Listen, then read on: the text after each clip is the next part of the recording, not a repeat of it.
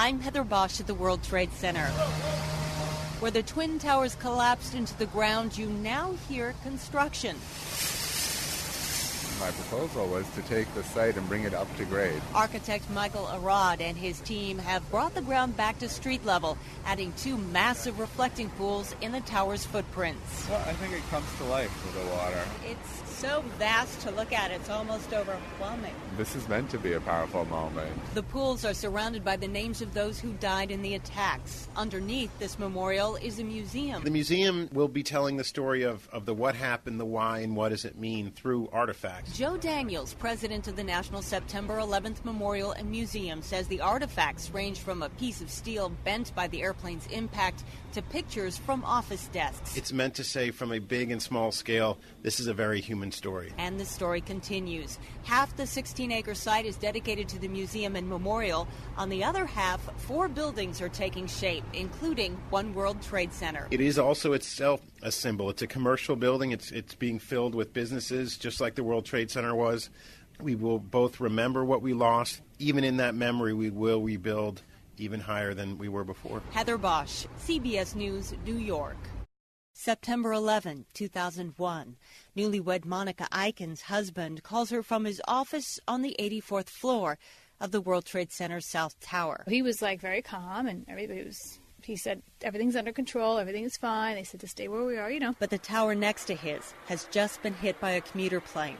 In another part of the city, architect Michael Arad heads to the roof of his apartment To see what was going on, and because I heard that the North Tower had been struck by an airplane, and I thought it must have been an accident. And then I saw the South Tower get hit by that second plane. Arad rushes downtown to find his wife, who was working near the towers.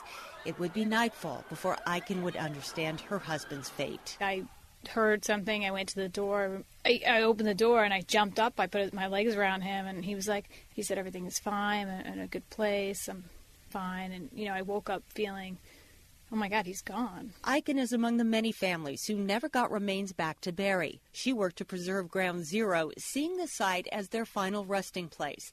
Arad saw a void that would never be filled. The 2 ideas would merge. When you walk up to the edge of the void, all of a sudden it seems to open under you. In the footprints where the towers once stood, Arad designed 2 deep reflecting pools. Water cascades down the sides, but they never fill.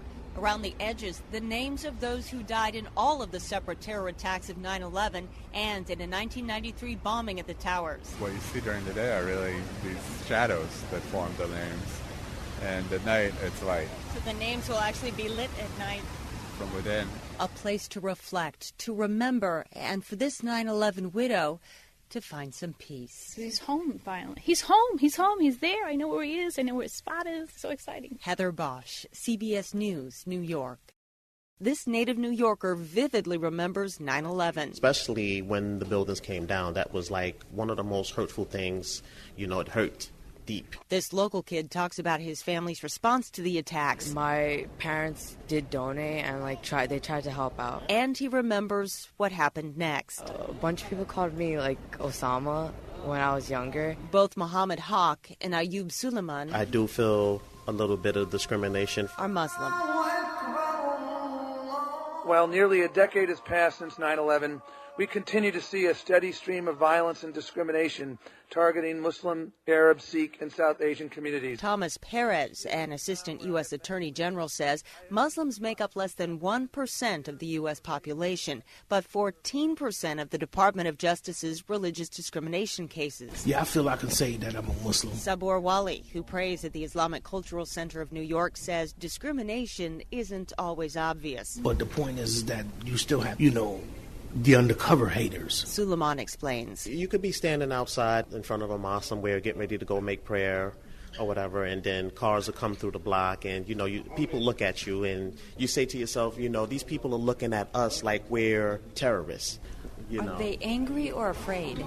I think it's not angry. I think it's afraid, and they're afraid because they don't know Islam. But that's not the only opinion here. I think it's much better, slowly improving. Less discrimination. We're friendly with one another. We greet each other. A recent survey found, although most say it is tougher to be an American Muslim post 9/11, most are also happy with life here. In fact, the Pew Research survey found satisfactions increased since 2007.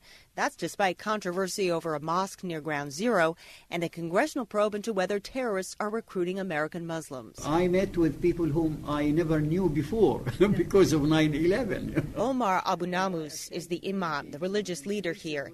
He says 9/11 forced Muslims and non-Muslims to talk and learn about each other. So indeed it had its silver lining, a cloud that had a silver lining. He believes most Americans now understand that when it comes to 9/11, Islam is not the culprit, in this case, is not the criminal. Heather Bosch, CBS News, New York. I'm Heather Bosch in New York. Just listening on in church, odor of gas. Where Battalion Chief Joseph Pfeiffer checked out a gas leak on September 11th, 2001. We checked the area with meters,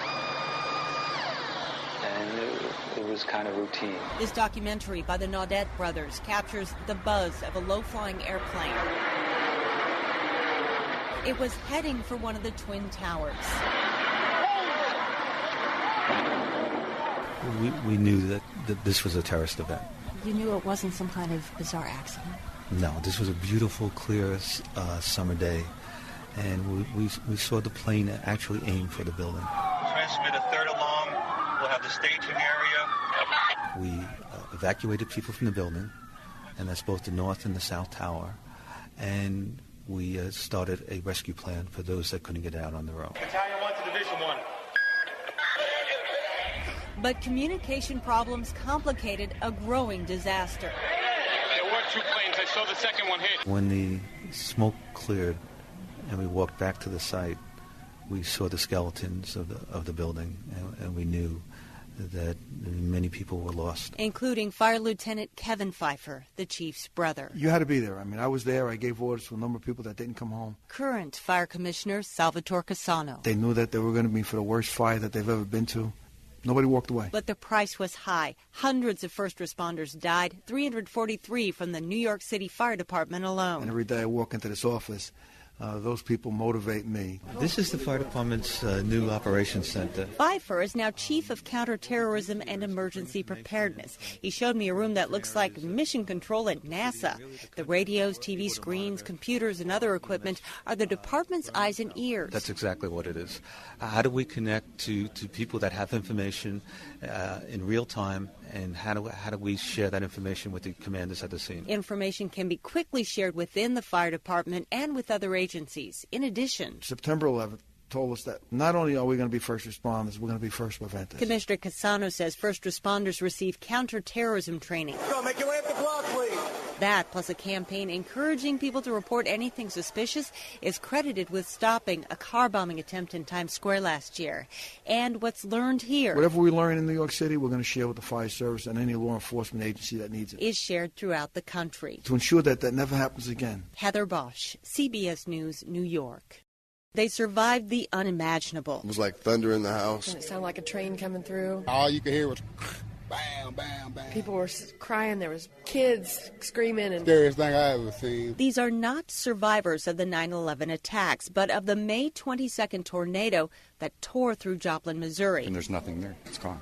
I was in tears. But the experiences are so similar. We're going to take the flag to Joplin, Missouri. And we're going to let the whole town of Joplin stitch the flag on 9/11. The torn American flag was recovered from Ground Zero. Jeff Parness, who lost a friend and business partner in the attacks, has taken battered Old Glory around the country for repairs. Soldiers and school kids who survived the shooting at Fort Hood, Texas, have sewn this flag. World War II veterans on the deck of the USS Missouri in Pearl Harbor on Pearl Harbor Day sewed this flag. Martin Luther King's family sewed this flag. This flag is really knitting together the fabric of the country. This is just one of the projects from the New York Says Thank You Foundation. I personally will never forget what it was like in the days, the weeks, and months after 9/11 when you walked through the streets of Manhattan and saw, Chicago firefighters, police officers from California, rescue workers from Japan.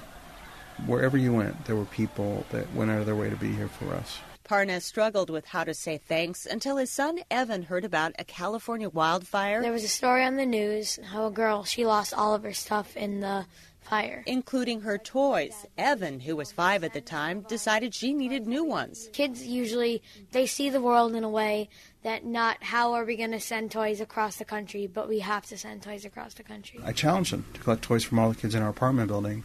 3 days later, we had 100 volunteers. We had 500 New Yorkers load up a 17-foot U-Haul that 2 days later, me and 2 friends drove from New York to San Diego. Now, each year, New Yorkers head to a part of the country that's been touched by tragedy. In 2006, the volunteers rebuilt Baker Chapel, a church destroyed by a tornado in a tiny Indiana town. 400 people came up to me, tears in their eyes, to hug me and say, God bless you. And I just looked at them all and said, look, we're just doing what people did for us. You want to thank me, show up on the next one. And every year, the people from Baker Chapel keep showing up, and these people keep showing up in larger numbers every year. Rebuilding a church, repairing a flag, helping someone who's suffering, when you know what that's like. Parnes says it's empowering. And I think the reason it's grown year after year in the amount of support we've gotten from local communities is because at the end of the day, what we're all doing is not really about 9/11. What we're doing is about 9/12.